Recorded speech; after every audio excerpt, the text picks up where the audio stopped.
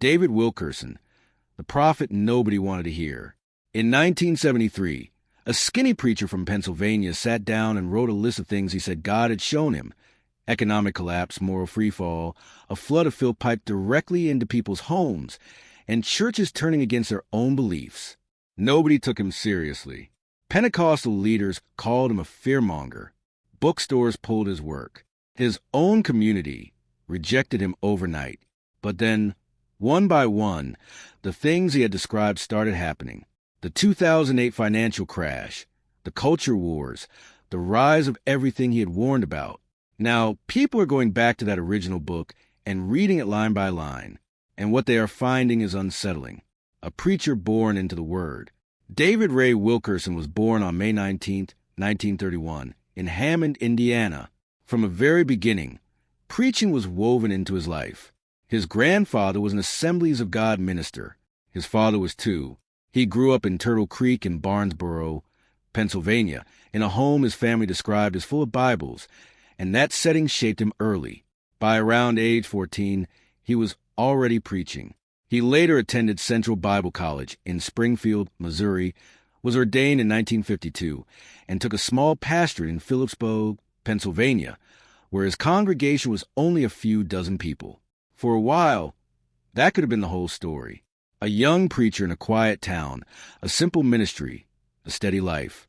But then in early 1958, everything shifted in a single moment. The gang trial that changed everything. Wilkerson was flipping through Life magazine when he saw a pen drawing of 7 teenagers on trial for the murder of 15-year-old Michael Farmer, a polio victim who had been beaten to death by members of the Egyptian Dragons gang. Something in that image grabbed him so deeply that he could not let it go. He felt compelled to go to New York City. So on February 28, 1958, the 26-year-old pastor drove 350 miles to the courthouse. Then, during the proceedings, he rushed to the front and asked the judge for permission to speak to the defendants. It was a shocking moment. The judge, who had already been receiving death threats, threw him out immediately. Just like that, Wilkerson became a headline. Newspapers ran his picture and called him the Bible preacher who interrupted the gang trial. That kind of humiliation would have sent most people home for good. But Wilkerson did the opposite. He kept coming back. Week after week, he walked the streets of Brooklyn and Harlem, preaching to gang members and addicts. He stepped into places most churchmen avoided. He met boys carrying knives, young men carrying rage, and whole groups who had already decided the world was against them. Somewhere in the middle of that world, he met Nicky Cruz, the warlord of the Mau Maus, a gang leader many consider the most violent teenager in the city. Cruz threatened to kill him. That should have ended the conversation. Instead, Wilkerson answered with the line that would follow him for the rest of his life. He said, "You could cut me up into 1,000 pieces and lay them in the street. Every piece will still love you." It was not the kind of response Cruz expected. And it was not empty drama, either, because Wilkerson kept showing up. Then at a July 1958 rally at the St. Nicholas Boxing Arena, something remarkable happened. Cruz and dozens of gang members converted. Later, Cruz himself became an evangelist and a best-selling author. That street work did not fade away after one dramatic summer. It grew into something lasting, a ministry that spread across the world. In 1960, Wilkerson opened the first Teen Challenge Center in Brooklyn. What started there eventually spread across the world. Today, Teen Challenge operates more than 1,400 centers in 129 countries, making it one of the largest faith-based addiction recovery programs anywhere on earth. By then, Wilkerson's story had already started reaching people far beyond New York. In 1963, his autobiography, The Cross and the Switchblade, written with John and Elizabeth Sherrill, became a publishing phenomenon. Official ministry sources say it sold more than 50 million copies in over 30 languages, though independently verified estimates put the real number closer to 15 to 20 million. Even so, its reach was enormous. Christianity Today later ranked it among the top 50 books that shaped evangelicals. Then in 1970, it was turned into a film starring Pat Boone, with a young Eric Estrada making his feature film debut. As his work expanded, Wilkerson moved again. In 1971, He relocated his ministry headquarters to Lindale, Texas, and founded World Challenge as an umbrella organization for global evangelism. But even after that, New York kept pulling him back. In October 1987, after walking through Times Square at midnight and weeping over child crack addicts and prostitutes, he founded Times Square Church in Manhattan's Mark Hellinger Theater on West 51st Street. It was a 1,600 three-seat former Broadway venue, and the church eventually purchased it for $17 million.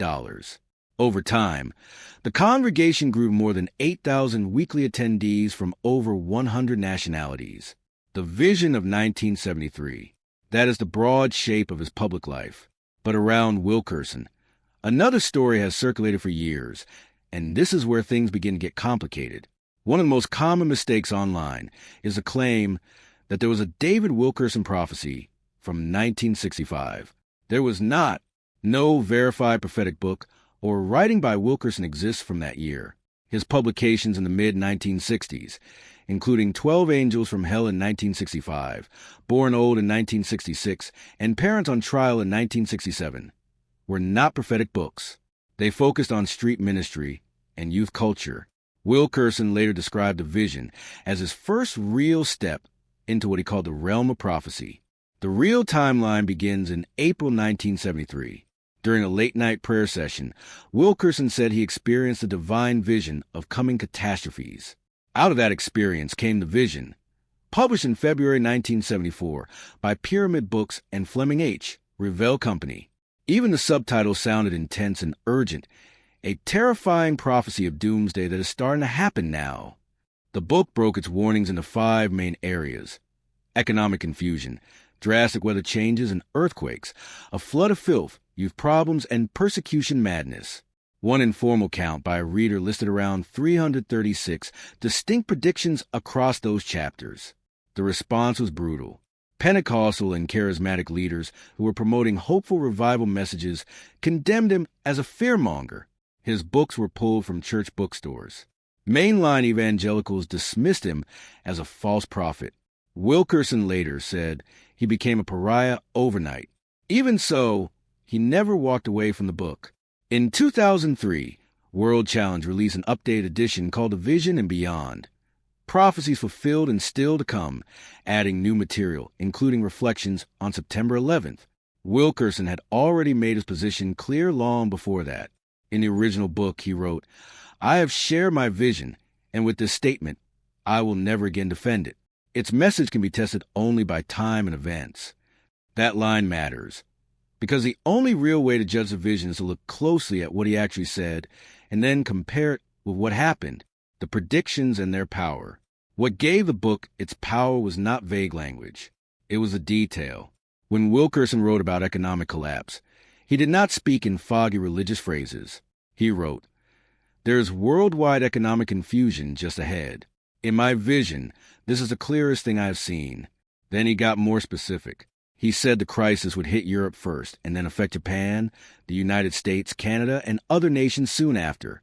He said it would not be a depression, but a recession of such magnitude that it would affect the lifestyle of nearly every wage earner in America and around the world. He predicted major corporate bankruptcies, severe damage to the auto industry, credit debt becoming nearly uncontrollable, gold rising astronomically, and a false boom before the collapse. He also predicted a political shift, writing that fear generated by the economy would lead to a revolution at the polls. And for a man writing in 1973, one line stands out sharply. He said there would be a call for revamping all world monetary systems into one uniform system, years before anyone had heard of the euro. Then he turned to moral collapse, and his language became even more vivid. He predicted that the most explicit pornographic movies would air on select cable networks after midnight, and that people would pay to have them sent directly into their homes. He also foresaw students being told that homosexual love is normal, a homosexual community becoming so militant that it would flaunt itself on network talk shows, and gay and lesbian ministers being ordained and placed in church leadership. He predicted that large numbers of young people would simply live together without getting married. On weather and disasters, Wilkerson wrote that the world had best prepare for changes that could not be explained by anything but supernatural force. He described floods, hurricanes, tornadoes, and hailstorms growing so violent that people would have to admit the world was under siege. He also predicted that the United States would experience the most tragic earthquake in its history, and that it would happen somewhere other than California. That part remains unfulfilled, on persecution in the church. He wrote of a superworld church formed by a union between liberal ecumenical Protestants and the Roman Catholic Church. He predicted that television comedy shows would grow bolder in mocking Christ, and that efforts by the IRS to tax churches would become one of the strongest weapons used against organized religion. The case for Wilkerson. Because of all this detail, some of the supporters argue that his strongest predictions landed with unsettling force. The clearest example they point to is the 2008 financial crisis. To them, Chapter 1 of the vision reads almost like a rough sketch of what came later. Lehman Brothers collapsed. General Motors and Chrysler went through bankruptcy. Credit card debt spiraled. The auto industry was hit hard. Governments responded with emergency bailouts. Gold climbed from roughly $183 an ounce in 1974 to more than $1,900 by 2011. The crisis spread through global financial systems with strong European exposure. And when Barack Obama was elected, supporters saw that as the kind of revolution at the polls, driven by fear, that Wilkerson had described. The cultural predictions are also why the book still gets discussed. Pornography did become a multi-billion-dollar industry, delivered straight into homes, first through cable and later through the internet.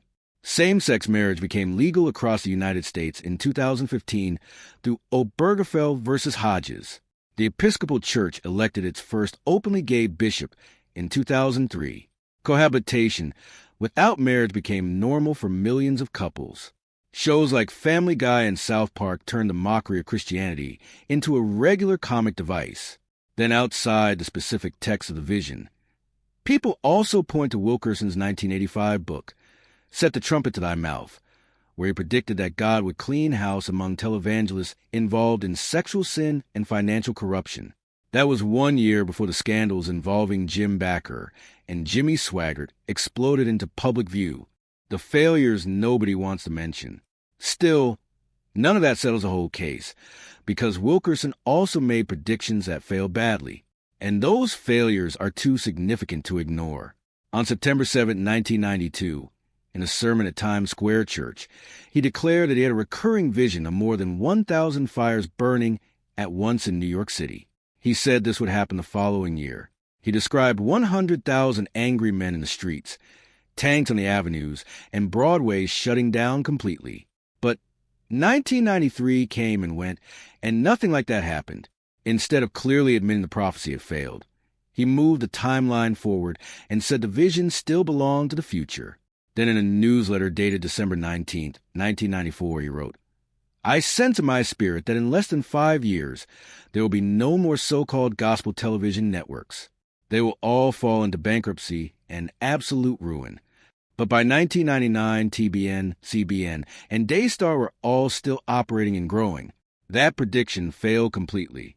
He made another dramatic claim in April 2000 after the stock market dropped 618 points, writing in capital letters that the crash was inevitable and nothing could stop it. Yet 7 days later, the market hit record highs. This time, Wilkerson came closer to admitting error. He wrote in a prayer, I have told the Lord I am ready at any time confess I am wrong, that I must have spoken from my own fears.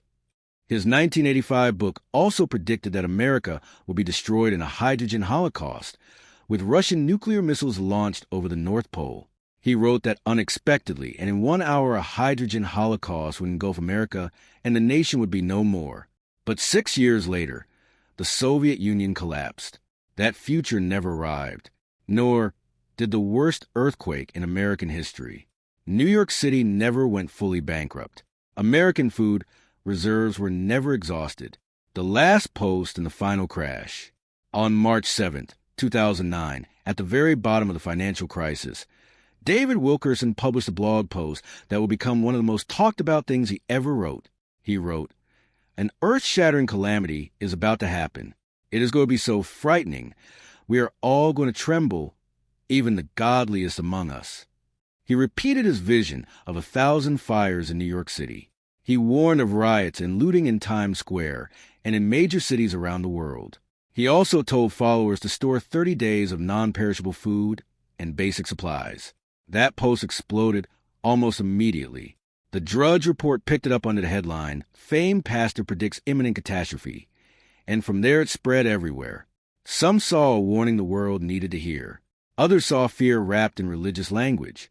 John Piper answered with careful doubt, saying it didn't smell authentic to him, and reminded him of the embarrassing Y2K excesses. 2 days later, on March 9, 2009, the stock market hit bottom and began what became the longest bull run in American history. The 1,000 fires never came. The riots did not break out. A death that fell haunting. Then on Wednesday, April 27, 2011, tragedy struck. At about 1 in the afternoon, Wilkerson was driving eastbound on U.S. Highway 175, near the Neches River Bridge outside Keene, Texas, when his white Infiniti drifted into the westbound lane and slammed head-on into an 18-wheeler. The Texas Department of Public Safety later confirmed that Wilkerson was not wearing a seatbelt. He died at the scene at the age of 79. His wife, Gwen, was with him. She had been wearing a seatbelt, and that likely saved her life. She was airlifted to East Texas Medical Center in Tyler with a broken hip, cuts, and bruises. She survived the crash, but her own life ended a little over a year later. She died of cancer on July 5, 2012, at age 81. What made Wilkerson's death feel so haunting to many people was not just the accident itself. It was the fact that on that same morning, only hours before the crash, he had published one final blog post. Its title was "When All Means Fail." In it he wrote, "Beloved, God has never failed to act but in goodness and love. When all means fail, his love prevails. Hold fast to your faith. Stand fast in his word. There is no other hope in this world." After his death, readers went back and read those words again, and they read them with trembling attention. The legacy that would not stay buried. The grief that followed showed how deeply Wilkerson had shaped people's lives. Nikki Cruz delivered a eulogy at a private funeral on May 2, 2011, at Rose Heights Church of God in Tyler. Around 800 mourners were there. Cruz said, "Without Wilkerson, I would be in the pit of hell right now." He called Wilkerson his spiritual father. A public memorial followed at Times Square Church on May 14th. Thousands came in person, and up to 1 million more watched online through a webcast streamed in 10 languages. Even after death, the arguments around Wilkerson did not fade. In fact, in some ways they only grew stronger. His September 2002 sermon, "A Call to Anguish," has pulled in millions of views across YouTube uploads and remains one of the most widely shared Christian sermon clips online. On TikTok, hashtags like Preacher David Wilkerson Prophecy and the 1973 Vision keep feeding new waves of attention. During COVID-19, an evangelist posted on Facebook what he claimed was a 1986 Wilkerson prophecy, saying, "I see a plague coming on the world, and the bars in church and government will shut down." It spread fast. But Times Square Church said publicly that they were not aware of Pastor David ever writing those words in any of his books or sermons. Wilkerson's niece also spoke out, saying the quote had been pieced together by someone who took bits of his writings and created a new line. PolitiFact rated the claim false. The pattern has continued through 2024, 2025, and into 2026. Germany's 2023 and 2024 recession was linked to Wilkerson's old prediction that economic collapse would begin in Germany. In January 2026, Charisma magazine ran an article titled 5 Signs of David Wilkerson's 1973 Vision, a prophetic warning that continues to unfold. Every fresh crisis gives new life to old warnings. Prophet or pattern reader, the reason Wilkerson's name keeps resurfacing is that different groups see him in very different ways. Mainstream evangelicals usually honor his pastoral work while staying careful around his prophetic claims. End times communities see him as a prophet who was right and connect almost every major crisis back to something he said or wrote. Skeptics say people only remember the hits and quietly forget the misses. That is why the real debate around Wilkerson has never just been about whether he was sincere. Most people agree that he was The deeper question is whether he was truly receiving divine revelation or whether he was simply very good at reading cultural patterns and pushing them to dramatic conclusions. The predictions that seem strongest are often the ones about broad cultural change, rising secularism, sexual permissiveness, drug epidemics, the coarsening of media. Those things did happen, but critics point out that these trends were already visible in the early 1970s. A sharp observer watching the sexual revolution, media deregulation, and changing attitudes toward drugs could already see where things were going. The bigger problem comes with predictions that can actually be tested, those tied to specific outcomes, concrete events, and clearer timelines. The 1993 fires did not happen. The gospel networks did not go bankrupt. The nuclear holocaust did not come. The worst earthquake never struck. And again, when one set of specifics failed, the timeline seemed to move forward rather than mistake being clearly admitted. Some critics point straight to Deuteronomy 18, verse 22, which says that if what a prophet proclaims in the name of the Lord does not take place or come true, that is a message the Lord has not spoken. For people who use that standard, the case is closed. Supporters answer from a different direction, pointing to 1 Corinthians 13, verse 9, which says we know in part and we prophesy in part. They argue that Wilkerson should not be judged as an Old Testament prophet who must speak with perfect accuracy, but as a New Testament watchman who sees only in part and gives imperfect warnings. That defense fits something Wilkerson himself often said. He consistently rejected the title of prophet. Instead, he described himself as one of God's watchmen, the ministries that outlasted the man. While people still argue over the prophecies, the ministries Wilkerson built have not disappeared. In fact, they are still active and still growing. Times Square Church continues under its third senior pastor, Tim Dillana, who took the pulpit on May 5, 2020. His connection to Wilkerson is personal and deep. His father, Paul, was a police captain featuring the cross and the switchblade, and also served as treasurer of the first Teen Challenge. The church draws more than 10,000 weekly attendees from over 100 nationalities. It also operates more than 900 home satellite fellowships worldwide, while its streaming services reach over 200 countries. World Challenge, now led by Wilkerson's son Gary, serves more than 37,000 people across 37 countries, focusing on orphans, widows, and emergency relief. Global Teen Challenge, which grew out of Wilkerson Street Ministry in 1958, now runs more than 1,400 centers in 130 countries and serves over 20,000 people. Across his life, David Wilkerson wrote more than 30 books, with 6 major prophetic titles still in print, still reviewed on Amazon, and still argued over in churches, videos, comment sections, and forums across the world. Maybe that is the real reason Wilkerson remains impossible to bury in public memory. He was not just a pastor who preached his own time. He became a figure that each new crisis could be attached to. Every recession, every plague scare, every moral panic, every social breakdown, every cultural argument seems to pull his name back to the surface. Some people see proof. Some see pattern seeking.